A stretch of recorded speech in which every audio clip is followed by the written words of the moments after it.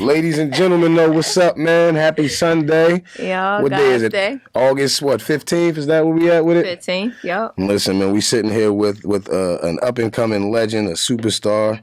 But I'm going to let you do me a favor, introduce yourself. Yeah. I'll tell you why I'm no longer doing intros after this, but go ahead. Yeah. Pretty much everything he said. I go by... Okay, yep, go ahead. That part. We're gonna figure I go that by out. Dee Lew. But everybody calling me Donna, that mean they really know me. Shoot. Yeah, I guess y'all gonna find out more about me during this interview. Listen, that's a tough one. That? Let's put you on the spot. Yeah. So listen, I didn't pronounce and mispronounce names to the point where I said, you know what, I'm not introducing nobody else. From now on, I'm just gonna say hey, say hello. Like she was saying, man, if y'all don't know who this is, Dee Lew is phenomenal young lady. Appreciate that. You're doing some amazing things. That's why I needed to have you come sit down, come show the Josh Jackson radio show some love. I feel like there's a lot of shows out there. Shout out to everybody doing something. $1 million worth of game. Before we tap in, we gotta. Oh yeah, you know cheers, what? You know? What we drinking energy, to today? You know? Good abundance. energy. You dig? Abundance. Yeah. Listen, somebody y'all in the comments type abundance. We're gonna do it like it's church abundance. Y'all say abundance, but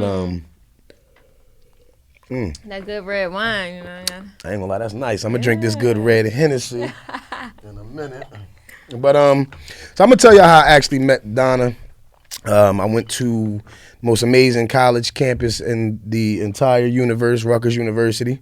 And you know, I'm a fun guy, right? So anytime it's a party or something like that, J.O. is usually the one involved. And I always thought I was the best dancer, the best whatever. So they like, yo, this girl Donna, she could dance. I'm like, Donna could dance. I'm like, man, I'm Josh Jackson. She don't know. It was not a lie told about that. When I say Donna had me out there like an extra from a Aaliyah video, like it was, she literally helped me become a better dancer in that moment. Like I thought I was nice, but we became real tight since then. I love her energy. So I wanted to bring her in here so we could kind of just kick it, man, just talk about what she got going on, because I personally want to be able to connect with all of the new and up-and-coming people, because I know we're going to look up and they're like, wow, this person's lit. I'm like, I knew that already. I already knew that. For sure, I appreciate that. But so you're a DJ. Yeah. How did you get into that? Man, I hate to say it fell in my lap, but it really did. Working at iHeart. Being amongst a lot of DJs. Shout out to the whole hood rich. They became like being around them every day, watching them, you know, being around DJ Scream, and then throwing events and the DJs that would be at the events, not hood rich DJs, but other DJs. I'd be like, man, like that's just not it. You know what I mean? And it started like that, and I've always done music, been around music, you know what I'm saying? So music was just my thing. So I was like, man, you know what? I'm going to do it. So literally went out to Guitar Center, bought a controller. Now, a normal person probably would buy the entry-level controller. Right. But in my head, I already made it up. Like, man, I'm going to be the best DJ ever. So I went to, I got the $600 controller, right? Shit. Shit stayed in the box. I think Guitar Center have maybe 30 or 60 days to return. Stayed in the box. If it's 60 days, it stayed in the box 59 days. On the 59th day, I went to Guitar Center to take it back. Like, you know what? I didn't open it. It's still in a box staring at me. Every day I see it and I don't touch it. Clearly, I'm not really that into it. Right. But I could not return it. Like, I literally drove to the Guitar Center to return this controller. Couldn't do it. Like, I had something come over my entire body that I never felt. And I was like, damn, all right, nah, I'm not going to do it. That's scary. Went home. You would think I opened it up. Still didn't open it up. Like, continued doing life stuff. And I went to an event with my bro, Moran. Shout out Moran. And he ran to somebody he knew. And he was just like, yo, she a DJ. And the dude was like, oh, where? And I'm like, yo, right? And he was like, yo, how long you been DJing? I am today. Good. He was like, how long you been DJing? I was like, yo, 2 years. You know, I was just shooting the shit. And he's like, yo, I have a festival. I'm going to put you on the tab. Now, we in this industry, we in this game, we know how it goes. Sometimes people being real, sometimes you ain't going to hear from them. So you don't get attached to anything right up front, right? So I was like, all right, bet, yeah, here's my information, hit me up, you know what I mean? A week go by, 2 weeks go by, I don't hear from him, it slipped my mind, I ain't thinking about it. The next week, I get a text, the festival lineup, and my name on there with my slot. Oh. Mind you, the shit's still in the box. Like, you know what I mean? So you ain't even practiced yet I at ain't this even practice. The festival was the following week. So from that day when I got that text to my to the festival, I woke up every morning and just practiced. And like I had like a set list, and I did it live. But I was like, damn, like that whole week I was like, yo, what songs go right with this? Right. And then I was just practicing my blend because it's different types of DJs. You have drop DJs, you have scratch DJs, then you have blend DJs. You know what I mean? I'm more of a blend. I've always wanted to make sure every set that I do feels like one long song. So that was what I did for a week. Got up at like 4 a.m., practiced till about 7, went to the job that I had at the time, came home. More practice. Yeah. So you was dedicated to this shit, for real. That shit popped off, and listen, it just kept going. The fact that you said you was up 4 a.m, and I'm gonna be honest, I know how hard it has to be trying to be a DJ because, like, I'm terrible at it. I like what I like. There's certain songs I like one line in this whole song, and I like literally I realize people do not like riding with me in the car because they're like, bruh, you just turned it from the best part. Right. It's like, well, I'm not a DJ. That's literally. But okay. So you said obviously you wasn't really feeling what you was hearing. So what approach do you take when you say I'm putting together, I know I got a party, an event, something coming up? Is like, how do you get into your mode to create these dope ass playlists? Well, now I don't like create. I don't pre-create anymore. I base it off energy. Wow. Yeah. So you better than me. But I started that way. You know what I'm saying? Because I was new. I was fresh. I was still nervous. I was still proving to myself that I could do it. But what I learned from that, like, it's cool. But what I learned is, like, sometimes you could go into a party, an event, and a festival, a game, a tailgate, whatever you DJing, and think of energy is going to be one way. And it's not that. And you get there, and you're like, oh, shit, this is completely different. Like, I remember I had a gig. It was, like, some little festival, cute little festival in Buckhead area in Atlanta. So you live in, she highlight that she live in Atlanta. Shout out to A. Yeah, and I was under the impression that it's gonna be like kids, white or whatever. So I had that playlist on lock. Like, I'm playing all pop records, all kids bop. It was completely different. You know what I'm saying? So that was a lesson for me. Like, you know what? All right, I'm about to just base it off energy. As long as my library is good, it's up to date, right? I'm good. 'Cause I hate that as a DJ. My man's in them. I ain't gonna say his name because it's my man's in them. But he'd be like, "Well, I ain't got that shit right now, dog. Like, what are you a DJ for? That shit just he ain't got it. Like that shit came out last week. You should have this shit. Like, how you don't got ski? Like everybody. DJ ego. You want to hit a DJ ego, and this is just like a secret. Ask for a song that they ain't got. They be like, fuck, because they're going to think about it. He was mad. But he always tell me to, like, I can download it right now and shit. It's going to take like 30 minutes. All right, bro. Listen, we ain't got time. We want to hear the song now. He like, fuck, I should have downloaded Absolutely. that. But it's funny when you say that because I always try to find ways to compare things. Comedy works the same way. You will write a joke, especially if you done smoked, you chill. You think this is the funniest fucking joke that you've ever come up with. And you get out there on stage and you start telling it. And the energy not there, it's like, fuck. Like, but you got to learn to adjust. You got to switch.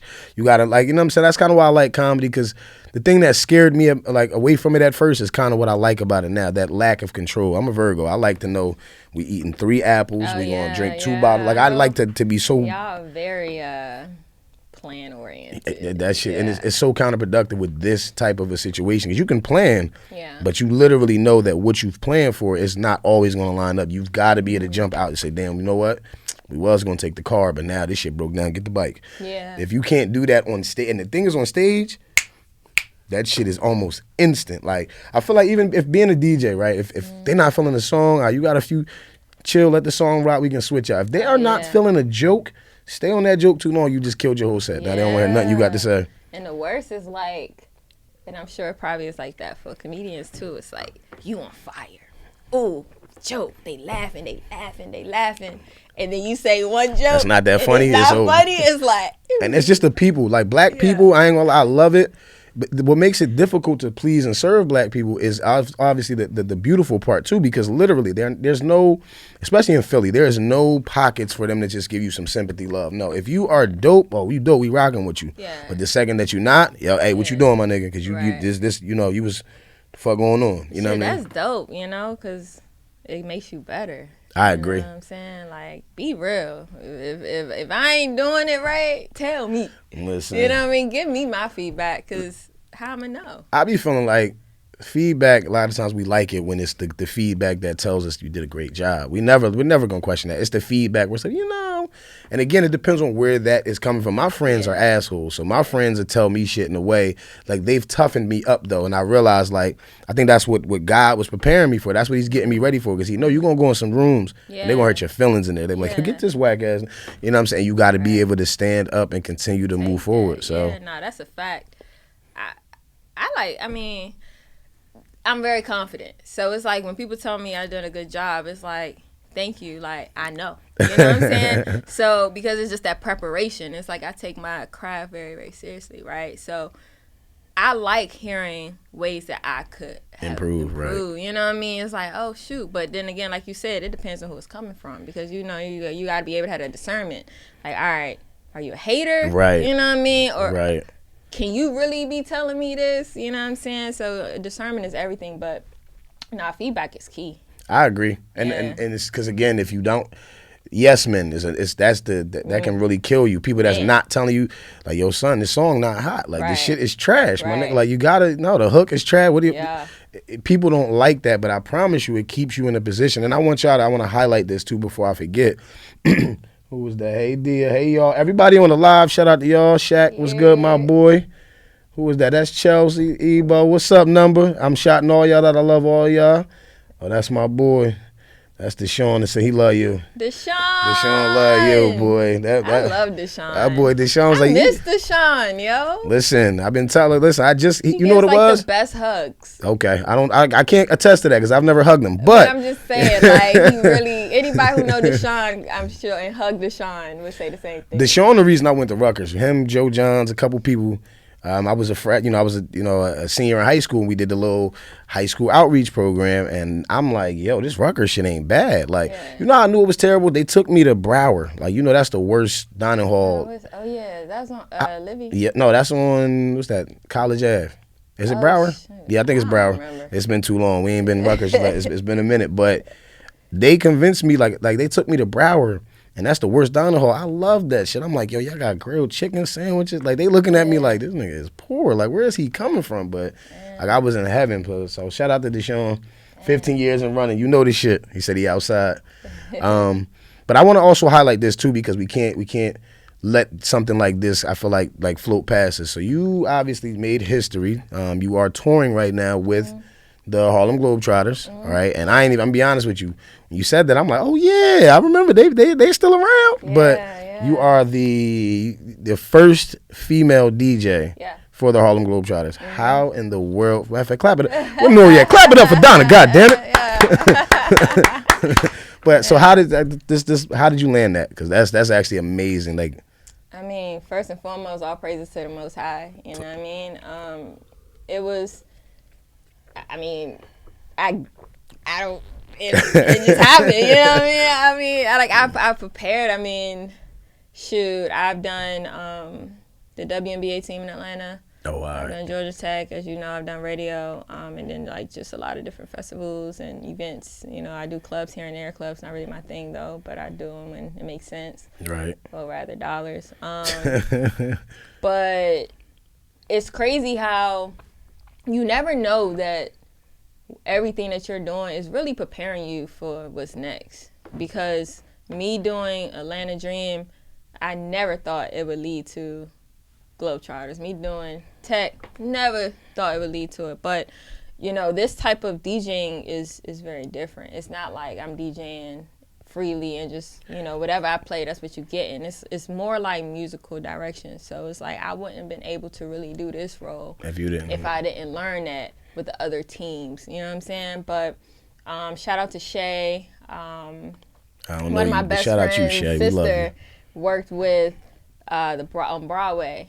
And the Globetrotters, you know what I mean, worked with them, and they was like, yo, we need DJs. So she reached out to me. Got you, right. Yeah, so relationships are key, guys. Listen, like, and being where you supposed to be, because to be honest with you, if you had not been on point and did what you had to do up to this point, that opportunity may have passed you, but you literally were preparing yourself. I ain't gonna lie, I never thought about it. It's like, what does a DJ at like a basketball game do? Like, what is it? Everything you hear. So even in game, when you hear the music, that's the DJ. You know what I'm saying? The little quick chants, you know, that's the DJ. Okay.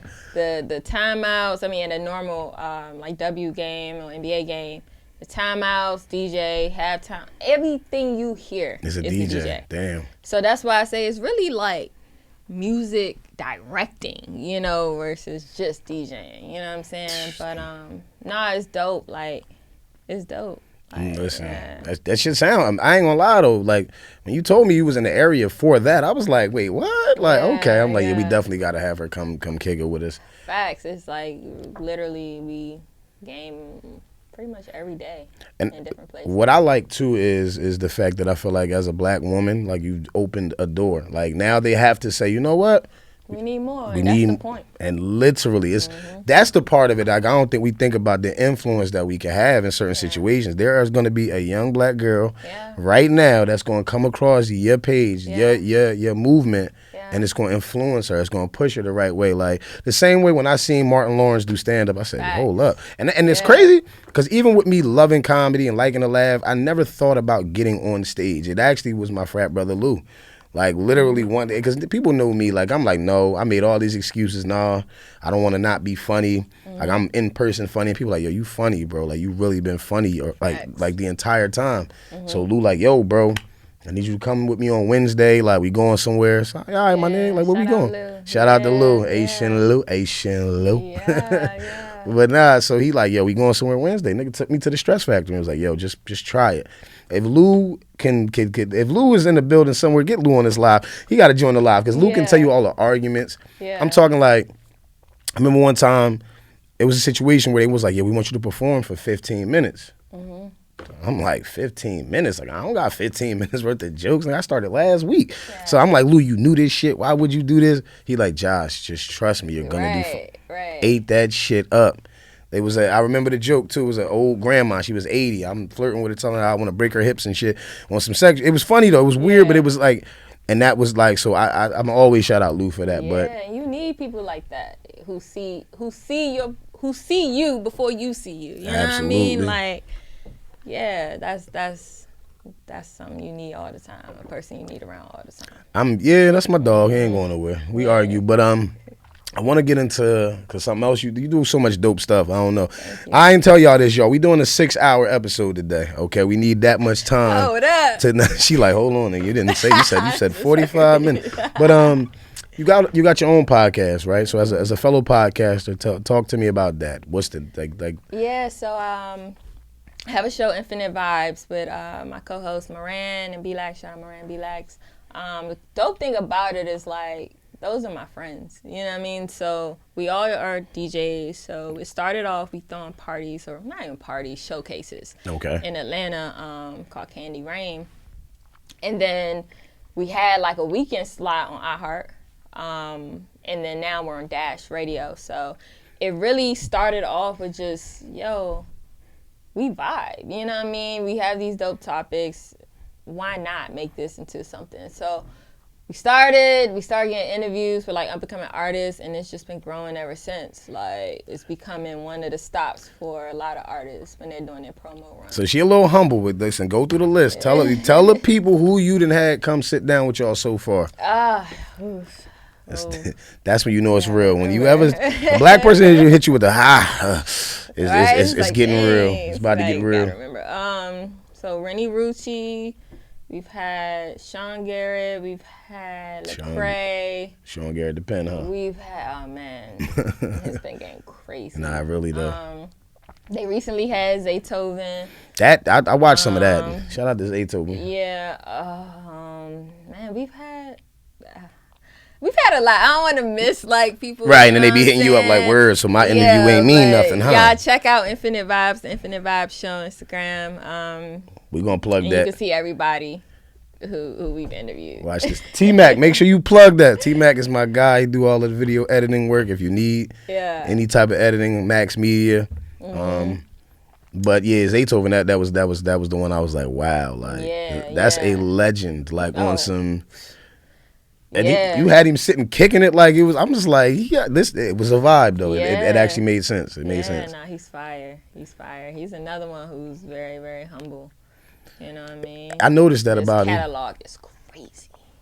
I watched that movie they did, Birds of a Feather, and it kind of helped me understand. He was really a church guy. Like, you know what I mean? He's a different type of a. Different. Literally, his parents didn't believe until he brought home the money, and it was like, wait, what? Oh yeah, tell him come back over here. Let's make some more music. Yeah. Shout out to Gucci too. Gucci didn't. They was peanut butter and jelly. Like you put them together and you got a real situation. Facts. Is there anybody you looking forward to maybe having come sit down and talk to you that you would like to interview? Well, I want to sit down with Oprah. Wow. Yeah.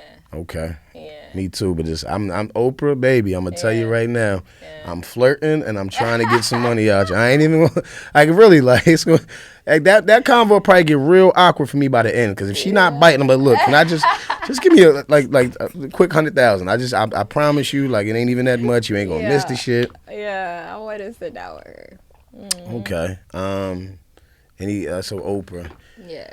So, all right, let me ask this then, because I know obviously music is your thing. Do you have a favorite artist at this point? And if so, like, who would that be and why? Who do I listen to? Doja Cat's new album is fire. Okay. Who do I listen to so much? See, I got the same answer to this question. I like Earth Gang. I don't know who. Okay, yeah, I gotta go study Gang. Smino.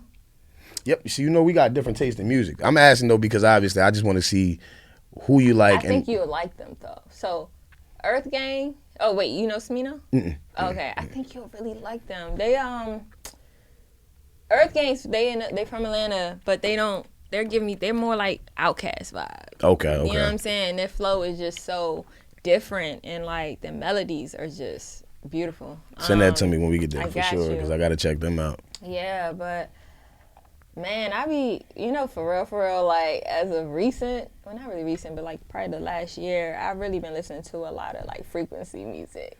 So I don't know if you heard of Londrell. No, nope. Yep, right, see. I'm putting you on, see, man. I'm about to say, listen, T-Mac, cut this out, because she asking me about a bunch of shit I don't know yet. No, let me stop. But like frequency music, that takes up a lot of my days. But Londrell, I would say he probably like my favorite right now. Yeah. My list is like, if I had to say the top 5 people I'm listening to the most at any given time is Future. Okay. And people judge me for that. I don't understand. Like people, Future got hits. People don't listen to him for real. He's an artist. Like he's not even just a rapper. Like he's an artist. I'm gonna be honest. The part that I connect to is the fact that I think Future makes music for the guy that is emotional but still a little bit tough. Like Drake is the you're like I'm emotional.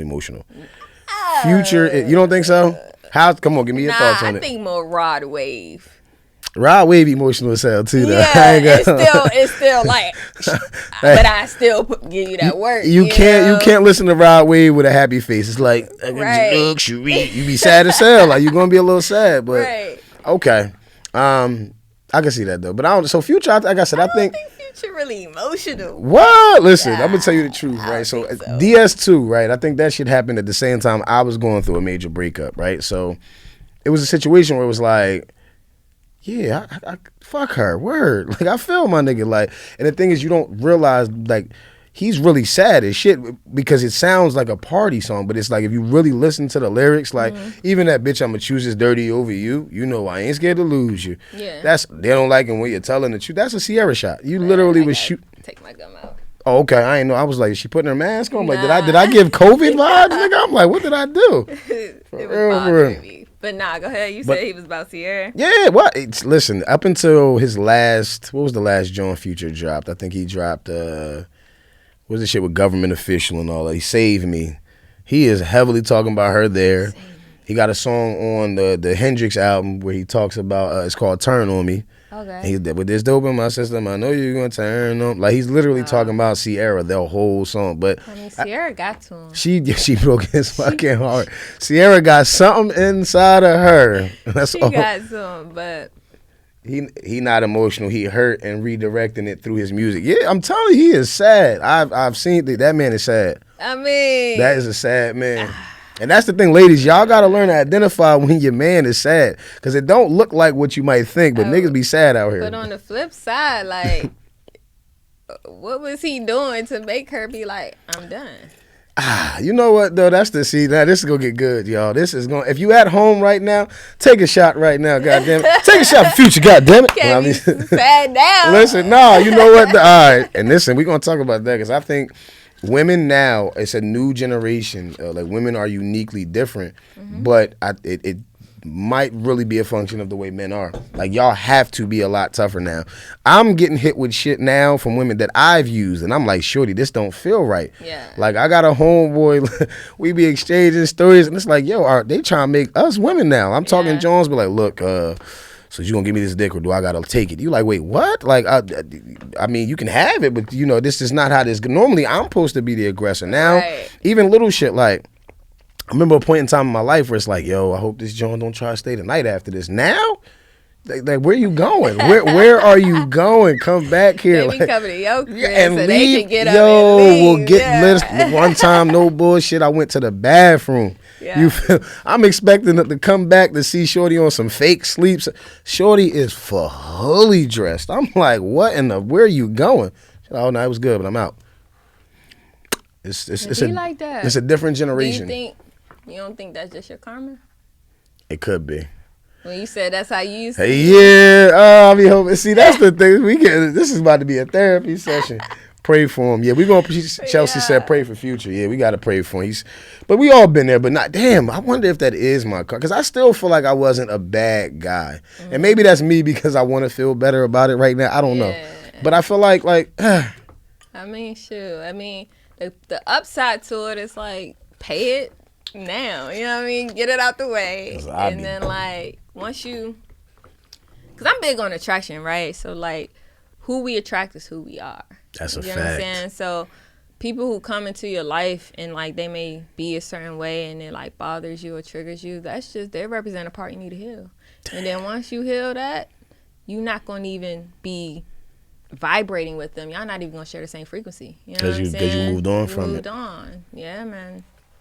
I'm trying to tell you. And then once you start really walking and being in alignment, man, you're going to attract some people who are on the same vibe as you. Listen. Yeah. My problem is, and I think my energy it ranges so much that I can be around literally completely different types of people in the same setting. And it's like, you to you, I'm your best friend. Mm-hmm. To you, I'm your best friend. But it's just, I don't know. I think sometimes we talked about it, I think, on our car ride in, but it's like, you know, energy. Like God put energy in certain people because he know that I'm gonna be able to take that energy in that moment I need it, and I'm gonna be all right from it. So I think I'm trying to learn that balance, to be honest, of learning who gets to stay, who can't stay. Like, and even what you said about you attract what you are. My homegirl told me that. She was like, I'm complaining one day, like, yo, oh my God, all these fucking, feel like all oh, thank you, dear. She said, you're not a bad guy at all. He's not. Virtual. I really am I'm really a really, really good person, a sweetheart, but I got some shit with me, but whatever. But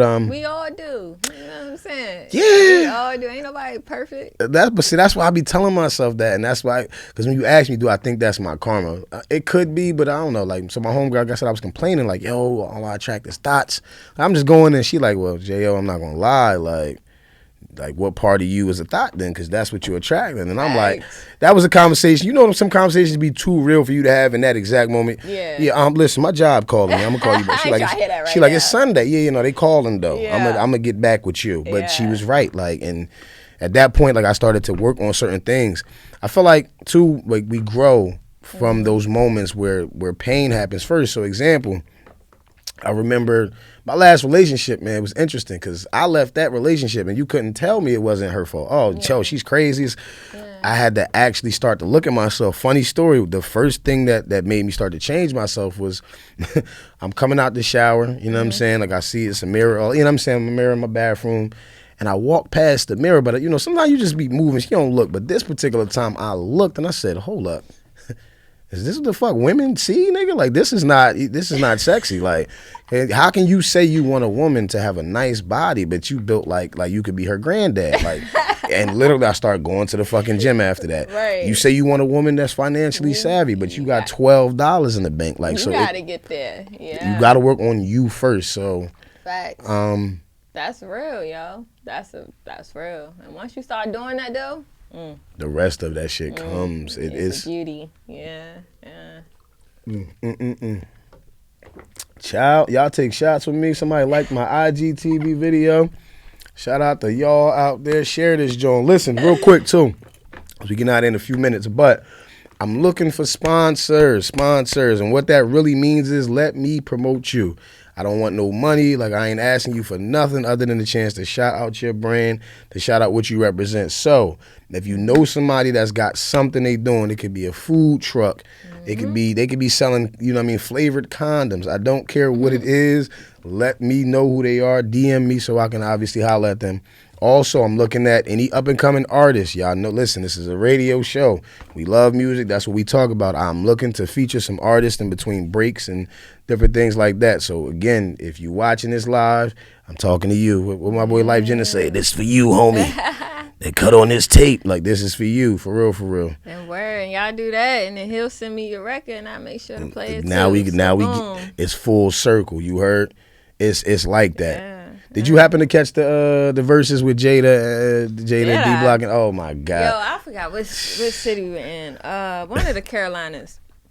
Like, we literally went out to watch it. That shit was on crazy. the big screen. We like, yo, we gotta watch it. I ain't gonna lie, I was going for Dipset. Everybody was. You know what I'm saying? Don't y'all lie. Everybody thought Dipset was gonna win. Niggas was bringing out they multicolored do rags, they bandanas, and like the whole day, like. During the day, I'm like, man, nah, Dipset. I'm talking big shit. Right. Like, nah, Dipset got it.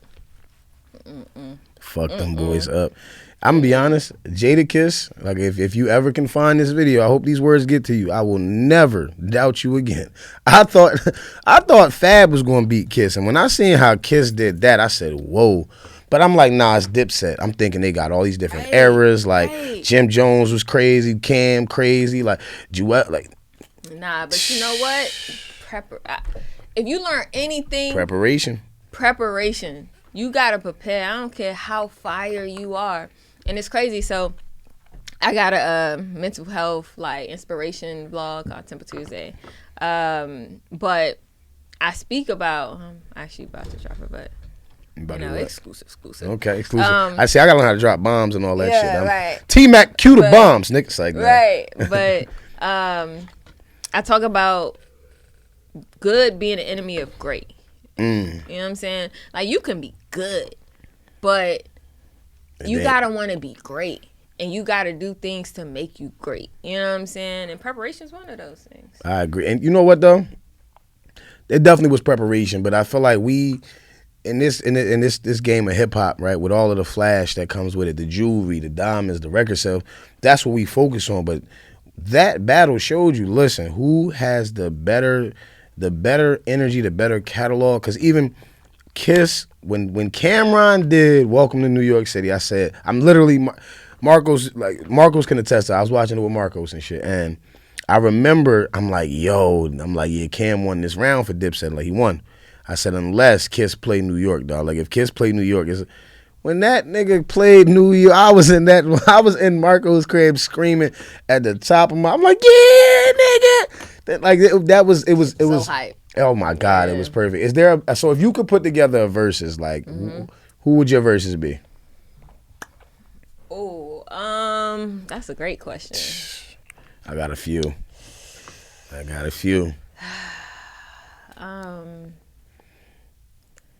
mean, I feel like if Jeezy, like for the South. When Jeezy and Gucci did, that was. I think it definitely should be a Nas and Hov. I think that would be insane. I love Nas, but I do think Hov washes him in that. I don't even think it's close. I don't think it's close. It's only three people in the game I think could give Hov a legitimate, respectable competition.